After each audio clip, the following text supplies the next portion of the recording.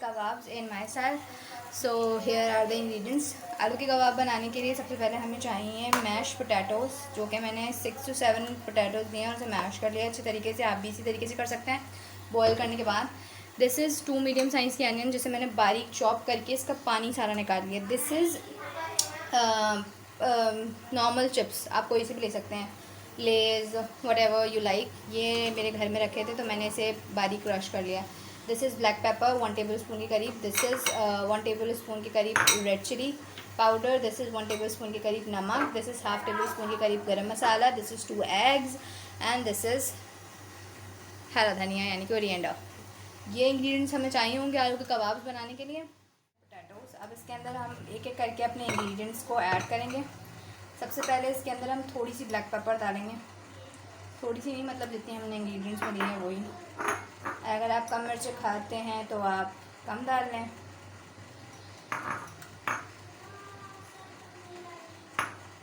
ठीक है जी. सॉल्ट डालेंगे अपना सारा. देन गरम मसाला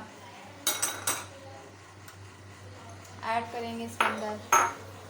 इसके अंदर हरा धनिया ऐड करेंगे. इसके अंदर ऐड करेंगे हम अपनी तमाम अनियन. ठीक है जी. और दैट्स इट.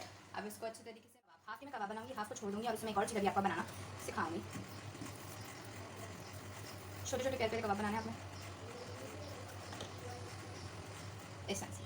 ठीक है, ऐसे आपने कबाब मैंने कर लिए हैं रेडी. हाफ बैटर के कबाब मैंने रेडी कर दिए हैं, ये आपके सामने. ठीक है जी. हाफ बैटर मैंने इसके अंदर छोड़ दिया. अब इसके साथ मैं क्या करूँगी मैं आपको बताती हूँ. ये जो हाफ बैटर है इसके अंदर मैं ऐड करूँगी कीमा. आप चाहे तो चिकन भी ऐड कर सकते हैं.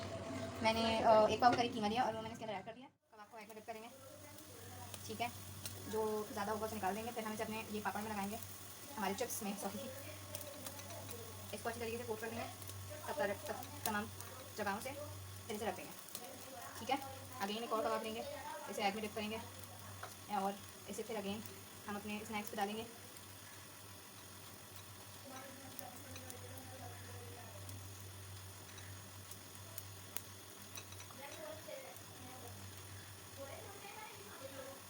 स्नैक्स पे कोट करने के बाद ये आपके सामने हाजिर है. मैं बाकी भी करती हूँ, उसके बाद फ्राई करते हुए आपको दिखाती हूँ.